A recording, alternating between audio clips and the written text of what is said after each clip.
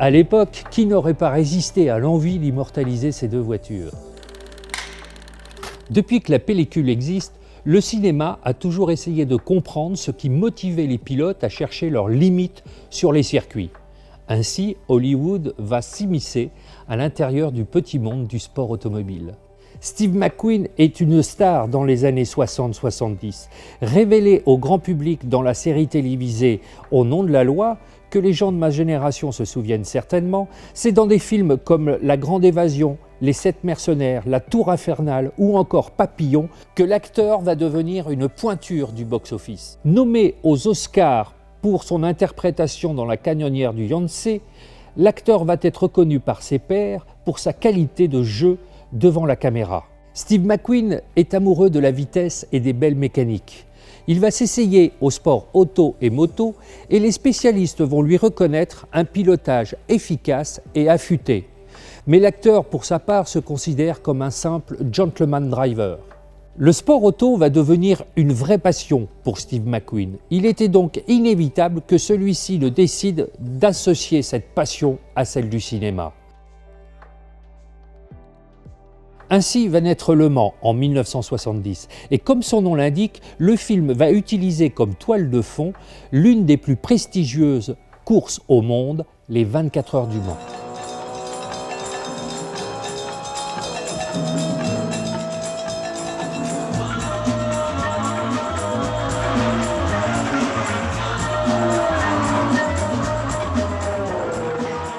Le projet est ambitieux. Il ne s'agit pas de reproduire un faux circuit en studio, mais de tourner les images pendant la course. Pour ce faire, la société de production de Steve McQueen, la Solar, va engager une Porsche 908 équipée de caméras, une à l'avant, deux à l'arrière pour les besoins du tournage. Pour que l'aventure passe à la postérité, le 7e art sera au cœur de l'action avec les caméras travelling de Steve McQueen. Steve McQueen veut également profiter de cette opportunité pour piloter pendant l'épreuve.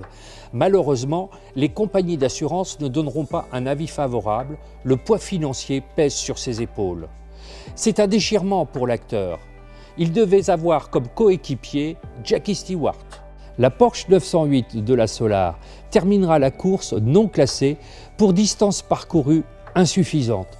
En effet, le nombre d'arrêts pour le ravitaillement pellicule et le ravitaillement carburant seront beaucoup trop nombreux.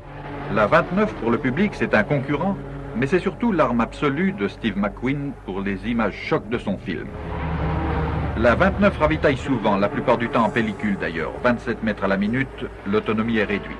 Steve McQueen va obtenir une vingtaine de voitures prêtées pour la plupart par Joe Seifert. Une Matra, une Alfa Romeo, plusieurs Porsche 917, dont la numéro 25 de 1970, prêtée par le constructeur allemand, une 911, plusieurs Ferrari 512 et même une Ford GT40 ouverte pour accueillir une caméra. En réalité, pour certaines Porsche et les Ferrari, il s'agit de copies maquillées comme les vraies. Châssis Lola, carrosserie Ferrari, appelée par l'équipe du film Lolari, et châssis Lola, carrosserie Porsche, baptisée Porschola. La Lolari a été catapultée dans le virage d'Indianapolis pour recréer un accident. Quant à la Porschola, toujours pour les besoins du film, sort violemment entre Arnage et Maison Blanche.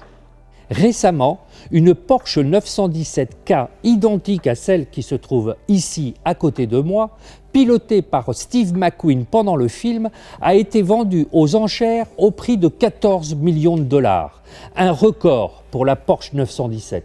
Celle que nous avons dans notre exposition et qui se trouve ici à côté de moi est la Porsche 917 victorieuse des 24 heures de Daytona 1970. Pilotée par Pedro Rodriguez et Leo Kinnunen, cette voiture a une particularité, son pare-brise a été agrandi pour augmenter la visibilité du pilote lorsqu'il roule sur le célèbre banking du circuit américain.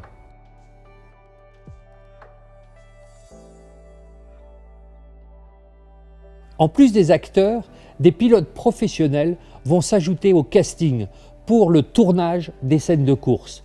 Richard Atwood, Maston Gregory, Jackie Hicks, Gérard Larousse, Derek Bell et Jürgen Barth, entre autres pilotes, ils sont tous anciens ou futurs vainqueurs des 24 heures du Mans.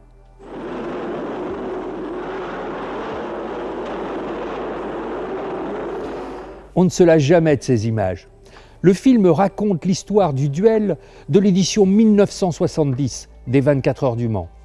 Les Porsche 917 face au Ferrari 512 S. Dans ce film, l'histoire est une fiction, mais les images sont incroyables, saisissantes. Tout ce qui fait la magie des 24 heures du Mans s'y trouve. Le bruit des bolides, la fête foraine, le village, la foule, les arrêts au stand, les sorties de piste. Dans les dernières minutes du film, la Porsche 917 et la Ferrari 512 se disputent la victoire roue dans roue. Un spectacle digne des grands films hollywoodiens de l'époque.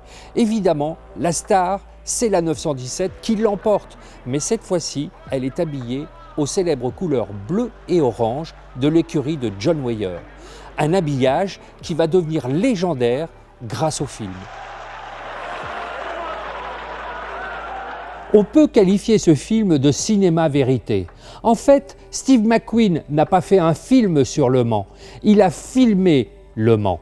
C'est un bel hommage rendu à la course sartoise, à ses pilotes et à ses équipes. Et surtout une consécration pour la Porsche 917.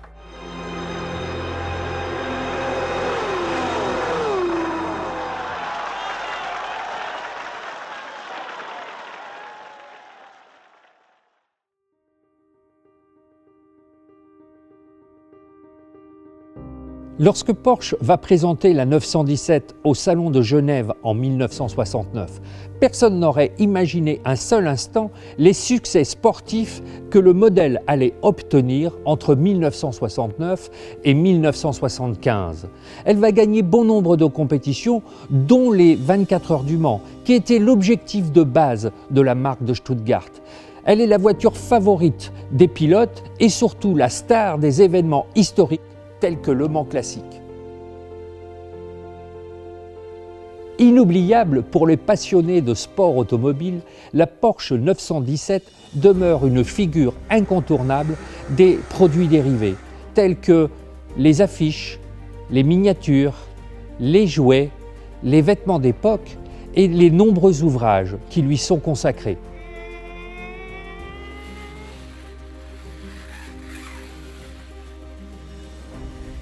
« 50 ans après sa création, la Porsche 917 est devenue une icône qui fait toujours rêver les petits et les grands.